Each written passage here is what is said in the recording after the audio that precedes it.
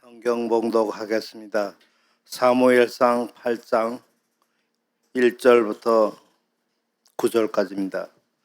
사무엘이 늙음에 그의 아들들을 이스라엘 사서로 삼으니 장자의 이름은 요엘이요 차자의 이름은 아비야라. 그들이 브엘세바에서 사사가 되니라. 그의 아들들이 자기 아버지의 행위를 따르지 아니하고 이익을 따라 뇌물을 받고 판결을 굽게 하니라.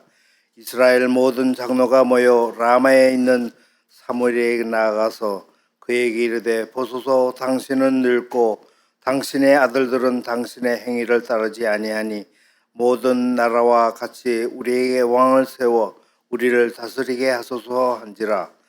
우리에게 왕을 줘 우리를 다스리게 하라 했을 때 사무엘이 그것을 기뻐하지 아니하며 여호와께 기도하며 여호와께서 사무엘에게 이르시되 백성이 내게 한 말을 다 들으라. 이는 그들이 너를 버림이 아니요 나를 버려 자기들이 왕이 되지 못하게 함이니라. 내가 그들을 애굽에서 인도하여 낸 날부터 오늘까지 그들이 모든 행사로 나를 버리고 다른 신들을 섬김같이 내게도 그리하는도다. 그러므로 그들의 말을 듣되 너는 그들에게 엄히 경고하고 그들을 다스릴 왕의 제도를 가르치라. 아멘. 오늘도 거룩하고 복된 수요예배 이것을 통하여서 하나님의 살아계심과 일하심과 우리에게 말씀하여 주심을 온전히 경험하는 여러분 모두가 되시기를 축복합니다. 어두웠던 사사시대를 하나님 포기하지 않으시고 하나님의 사람인 사무엘을 통해서 역사하셨습니다.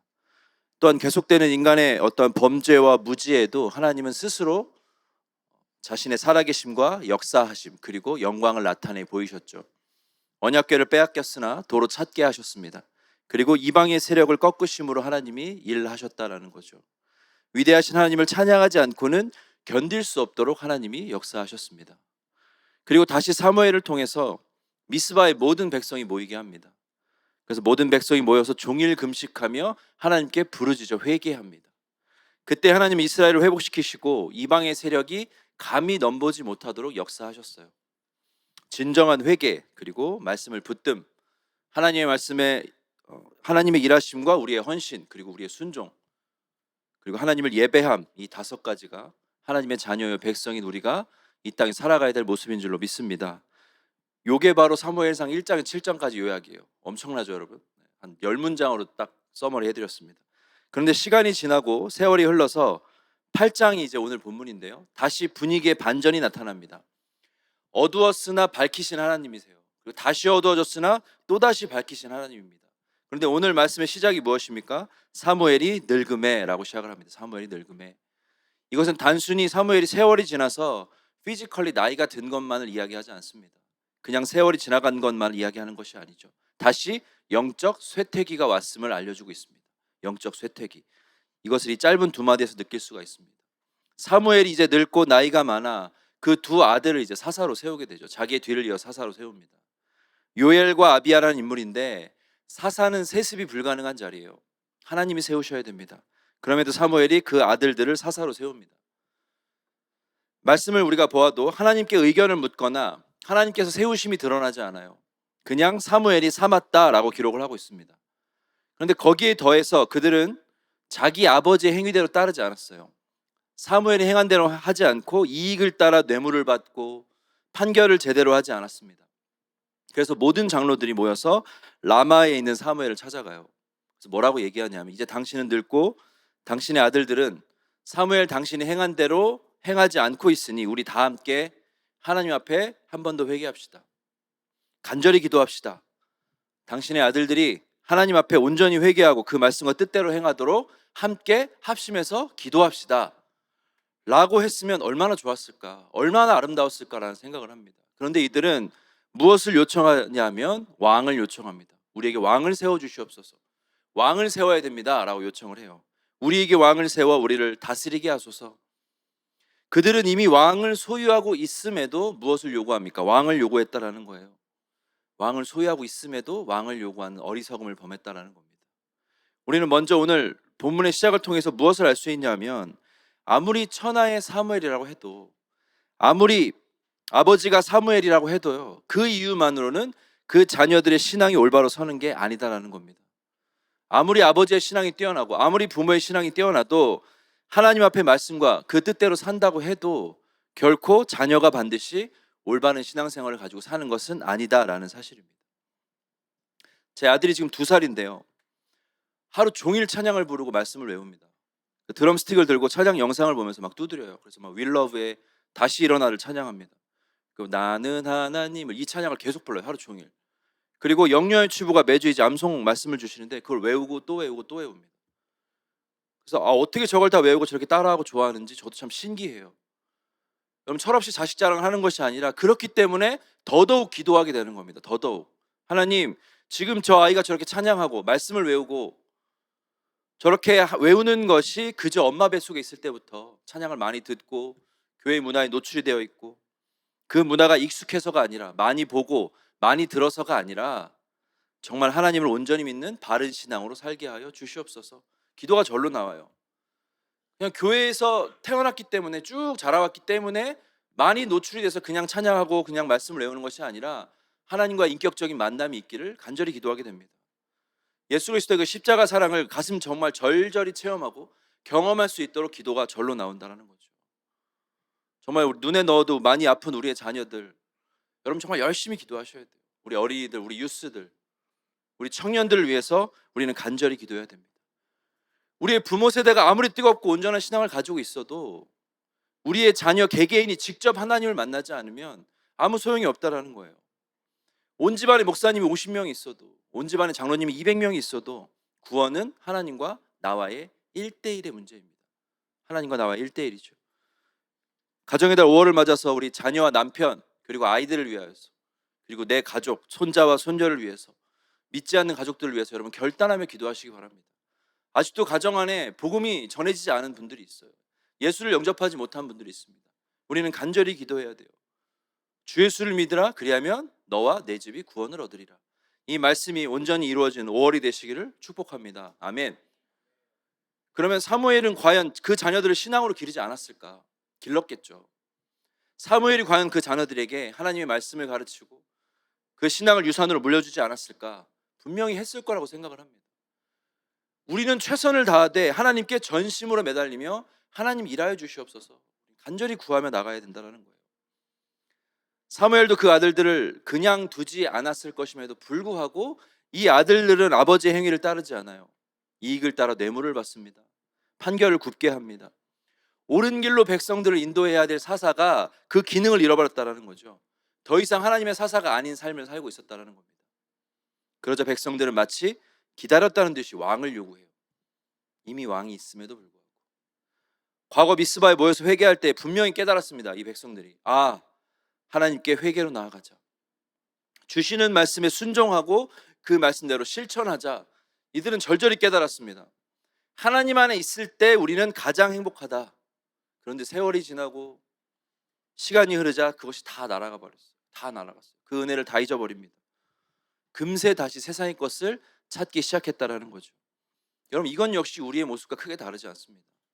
그럼에도 사무엘은 어떤 행동을 취하냐? 오늘 본문 6절의 말씀을 우리 한번 같이 읽겠습니다. 본문 6절 말씀 시작. 우리에게 왕을 주어 우리를 다스리게 하라 했을 때에 사무엘이 그것을 기뻐하지 아니하여 여호와께 기도하매. 아멘. 사무엘은 그 요구가 기쁘지 않았어요. 그들을 혼내거나 찾아온 애들 내쫓거나 하지 않고 무엇을 했다고 기록합니까? 하나님 앞에 기도했다라고 기록을 하고 있어요. 하나님 앞에 기도했다. 세월이 많이 지나서 나이가 들고 이제는 비록 사무엘이 리타이어를 했지만 사무엘은 여전히 한결같은 모습이에요. 문제가 있을 때 하나님을 찾아갑니다. 기도할 제목이 있을 때 하나님 앞으로 나아간다는 거예요. 전에도 그랬듯이 이제도 하나님 앞에 기도했다라는 거예요. 모든 문제를 들고 하나님 앞으로 가져와 하나님의 뜻을 구했다라는 겁니다.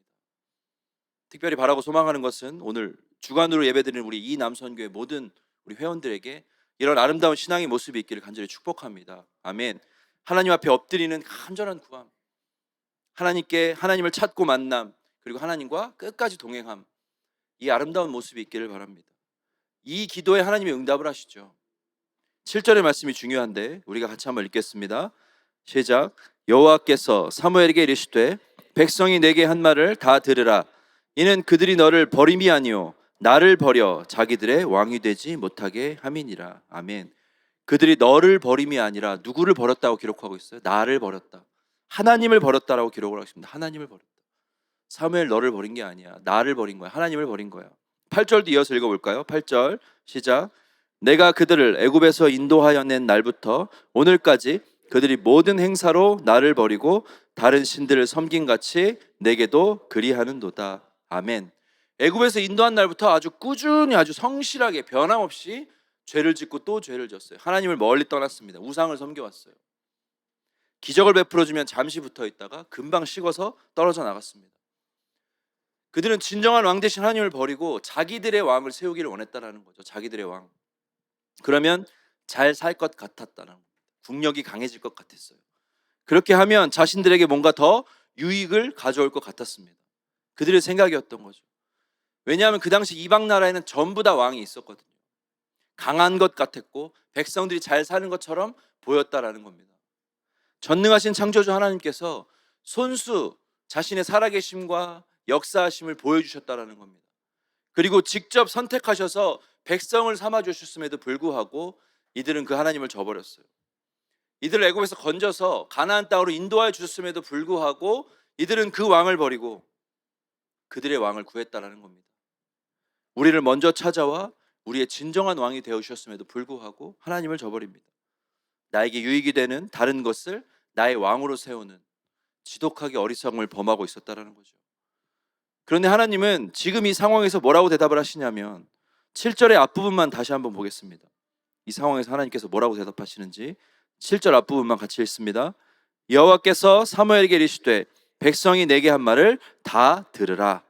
백성이 한 말을 다 들으라고 말씀하세요. 백성이 한 말을 다 들으라. 아니 하나님 벼락을 치셔서 말리셨어야죠. 하나님 이들을 막아야죠. 정신 바짝 차리게 혼을 내서 이런 소리를 못하게 하셨어야죠. 그런데 왜 그냥 주십니까? 왜 다 들어주십니까?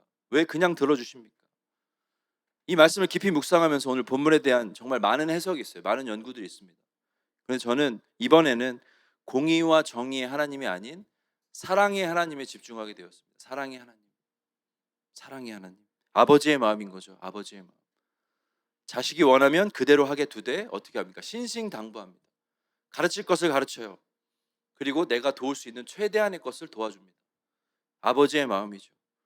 오늘도 하나님은 사무엘의 기도를 들으시고 이런 배은망덕한 것들을 봤나? 내가 자기들에게 어떻게 했는데 감히 나를 버리냐고 화를 내시지 않았다라는 겁니다. 맘대로 해. 니네 맘대로 해. 다 나가. 손 하나 까딱하지 않을 거야. 이제 니들이 알아서 해라고 말씀하시지 않았습니다. 9절 말씀 한번 같이 읽어보겠습니다. 9절 시작. 그러므로 그들의 말을 듣되 너는 그들에게 엄히 경고하고 그들을 다스릴 왕의 제도를 가르치라. 아멘. 엄히 경고하고 뭐라고 합니까? 그들을 다스릴 왕의 제도를 가르치라고 명령하고 계세요. 그들을 끝까지 포기하지 않았다라는 겁니다. 왕을 세우는 제도를 허용하되 아주 자세하고 세세하게 가르치고 경고해서 그 백성들이 행복하게 살 수 있도록 하셨다라는 겁니다. 여러분 비록 왕을 세우는 일이 그들의 욕심입니다. 그들의 유익을 구한 거예요. 어리석은 일이라 해도 자식이 원하는데 그토록 원하는데 하나님께서 이 일을 미리 예상하고 계셨다라는 겁니다.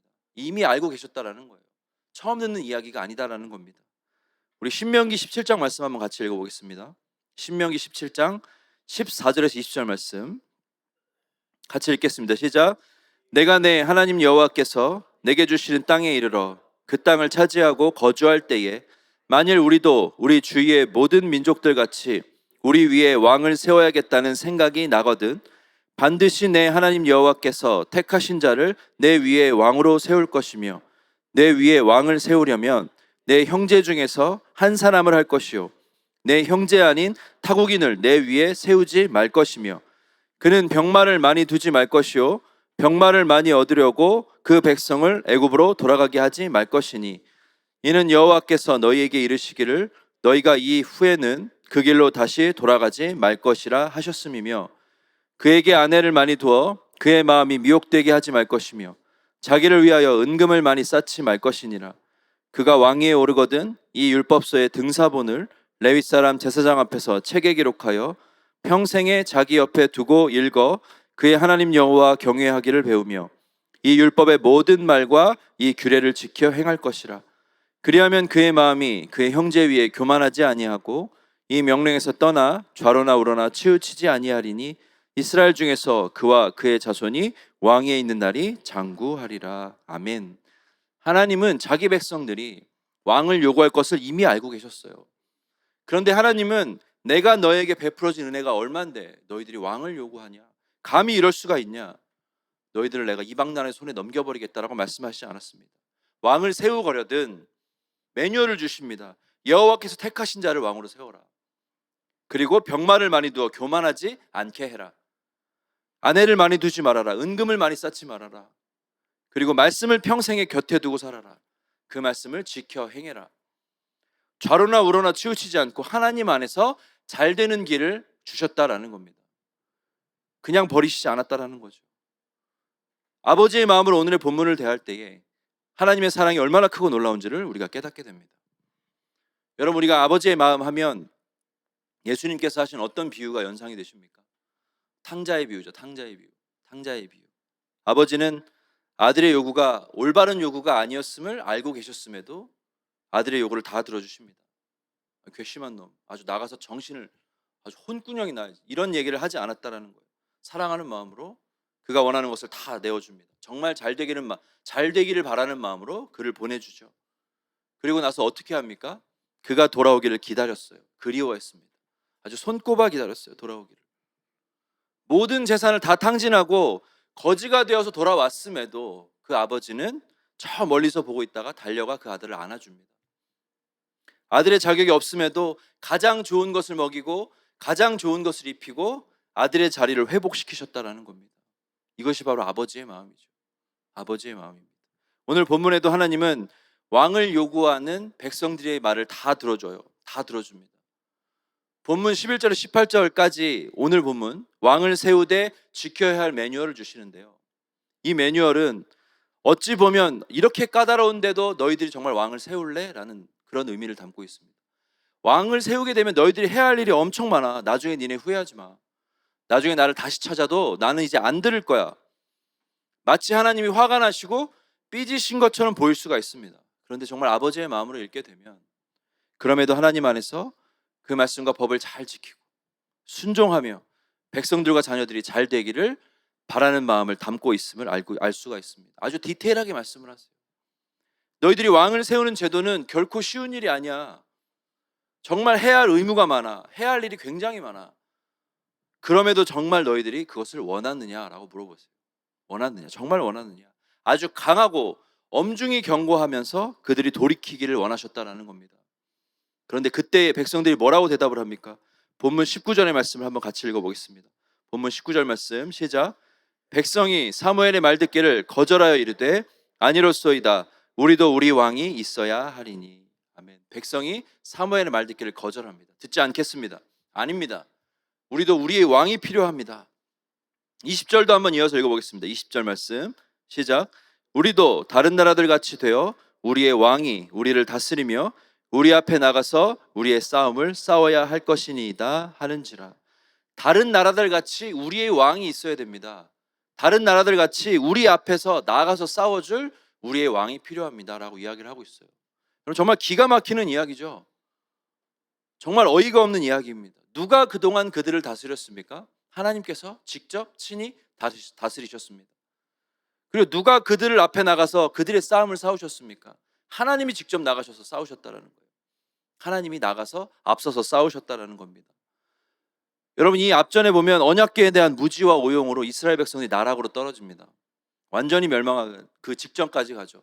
그러나 하나님은요, 자신이 직접 손수 혈혈단신 블레셋으로 건너가서 그들과 싸우십니다. 온 나라를 뒤집어 놓으세요. 온 나라를 아주 혼내주십니다. 백성들을 위해서 손수 앞서 싸우셨다라는 거예요. 그리고 그들로 회개하게 하시고 다시 하나님의 자녀된 관계를 회복하게 하셨습니다. 가장 행복한 하나님의 자녀요 백성으로 살게 하셨다라는 거죠. 그럼에도 그들은 우리의 왕, 우리 앞에서 싸워줄 왕, 우리의 눈에 보이는 왕, 가시적인 왕을 구했다라는 겁니다. 여러분, 예수님께서 이 땅에 오셔서 각종 기적과 놀라운 일들을 행하셨어요. 그때 수많은 백성들이 뭐라고 했냐면 드디어 우리가 기다리던 그토록 기다리던 메시아가 오셨구나. 아주 기뻐했습니다. 로마의 압제로부터 자유롭게 해줄 메시아, 그리고 우리를 잘 살게 해줄 메시아, 잘 먹고 윤택하게 해줄 메시아가 드디어 오셨구나라고 기뻐했어요. 그런데 그들이 어떻게 달라집니까? 곧바로 예수님을 십자가에 못 박으라고 소리치며 예수님을 배신하게 됩니다. 인간의 죄 때문에 오신 예수님을, 가장 귀한 영생을 선물로 주시기 위해서 오신 그 예수님을 우리가 배신하고 십자가에 못 박았다라는 거죠. 그런데 그럼에도 불구하고 예수님은 아직 죄인된 우리를 찾아와 주셨습니다. 우리를 벌하시지 않았다라는 거예요. 우리를 자녀 삼아 주시고 우리를 구원하셨다라는 거예요. 우리에게 아무런 자격이 없는데, 우리에게 아무런 가치가 없음에도 자신을 내어주심으로 우리를 구원하셨다라는 겁니다. 자신을 십자가에 내어주심으로 우리를 구원하셨어요. 이것이 바로 아버지의 마음입니다. 정말 아버지의 사랑이에요. 자, 로마서 5장 8절 말씀 같이 한번 읽어보겠습니다. 로마서 5장 8절 말씀.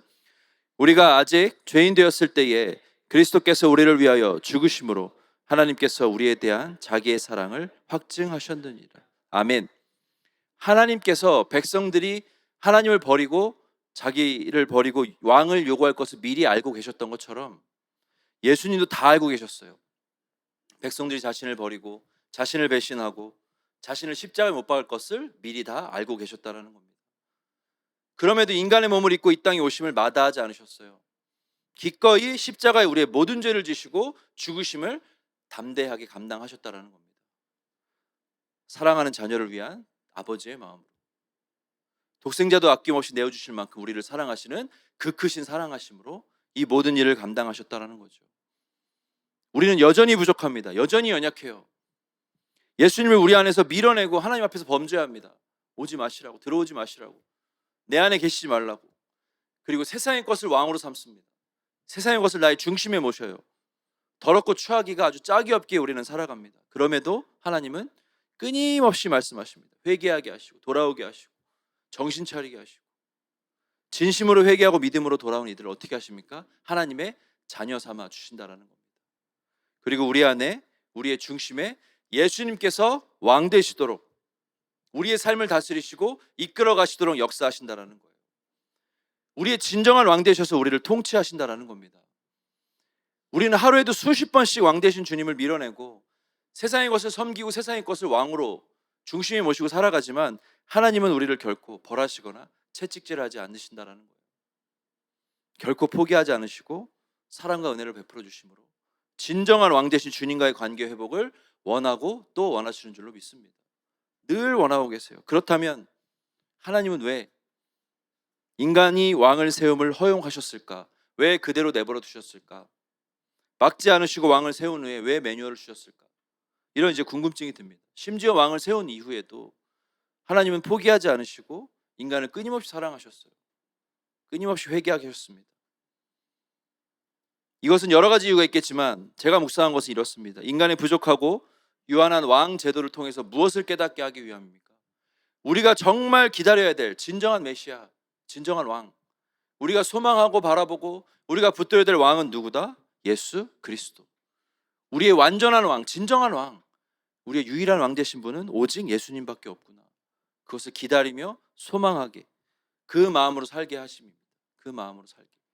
주님 나에게 오시옵소서. 오셔서 우리를 다스리시고 우리를 통치하시고 우리 안에 계셔서 유일하고 변함없으신 우리의 왕이 되어 주시옵소서. 이것을 우리가 깨닫고 소망하는 거예요. 그분만이 우리의 왕 되십니다. 주님만이 우리의 진정한 소망 되십니다. 우리가 세상의 것을 의지할 것이 아니라 오직 주님만 바라봅니다.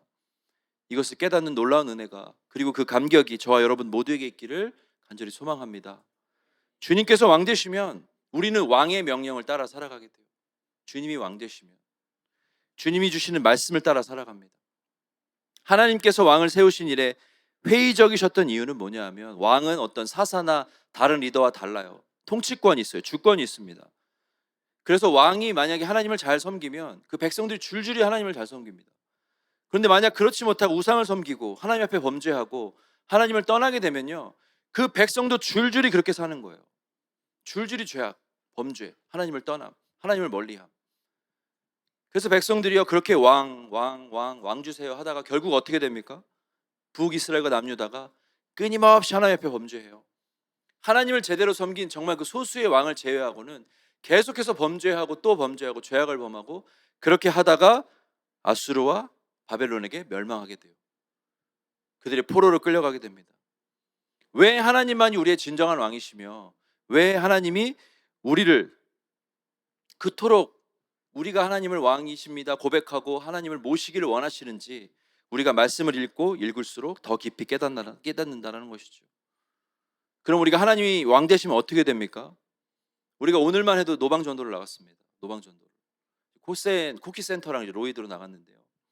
제가 정말 제가 지을 수 있는 최고의 맥시멈 미소를 지으며 I have good news 웃으면 엄청 웃으면서 전했어요. 근데 많이들 안 받으시더라고요. 어떤 분은 저랑 눈도 안 마주쳐요. 근데 이제 저 뒤에 한 10m 뒤에 이제 우리 교회 권사님 한 분이 계셨어요. 굉장히 스마일 페이스를 가지고 계시죠. 실명을 좀 말하기는 어렵지만 최혜미 권사님이 계셨는데 저한테 분명히 노 땡큐 하고 눈도 안 마주치고 가던 분이 이렇게 뒤돌아보니까 거기 가서 받는 거예요.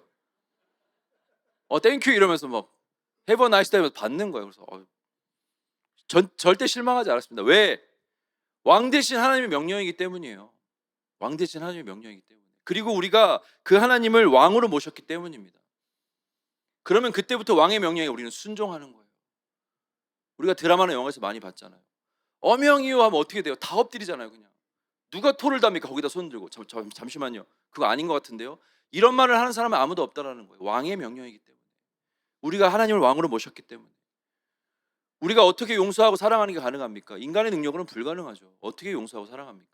그런데 왕 대신 주님께서 직접 인간의 몸을 입고 이 땅에 오셔서 보여주셨다라는 거예요. 끝없는 사랑, 무한한 사랑을 그렇게 살라고 시범을 보이셨습니다. 그리고 십자가에 죽으셨어요. 왕이 그렇게 사셨고 그렇게 살라고 명령하시는데 우리가 어떻게 그와 반대로 살아가겠습니까? 우리는 순종하며 살아갈 수밖에 없어요. 사랑하는 모든 성도 여러분, 우리 특별히 이 남선교회 모든 회원 여러분, 누가 우리의 왕 되십니까? 누가 우리의 주인이십니까? 오직 유일하신 참 하나님만이 우리의 유일한 왕이신 줄 믿습니다. 아멘. 오직 하나님만이 우리의 왕 되십니다. 하나님을 나와 내 가정 그리고 이 교회 안에 왕으로 모시고 우리가 순종하며 그 뜻과 인도하심에 따라 나아가기를 간절히 소망합니다. 내 안에 오직 하나님 한 분만 계시도록, 내 안에 오직 하나님 한 분만, 예수님께서 나의 왕 되셔서 나를 이끌어 가시도록, 나의 삶을 주관하시도록 성령의 충만함으로 내 안에 가득 채워져서 나에게 주어진 귀한 사명을 오늘도 내일도 감사함으로 감당할 수 있도록 그렇게 승리하시는 복된 인생들이 되시기를 바랍니다. 여러분, 우리를 보시면서 정말 참고 인내하시는 사랑의 하나님, 그 마음 우리가 생각해 보자고요. 그 사랑의 하나님, 아버지의 마음으로 아들이 돌아오기만을 기다리면서 정말 맨발로 저기 동네 앞까지 나가서 서성이는 그 아버지의 마음, 그 아버지의 마음을 우리가 온전히 깨달아서 회개하기를 바랍니다. 우리가 회개하길 바라요. 온전히 하나님만을 나의 진정한 왕으로 모시고 이 땅 가운데 살아가겠습니다. 결단하며 다짐하는 우리 귀하고 복된 모든 우리 사랑하는 성도님들이 다 되시기를 우리 주 예수님의 이름으로 간절히 축원합니다. 아멘.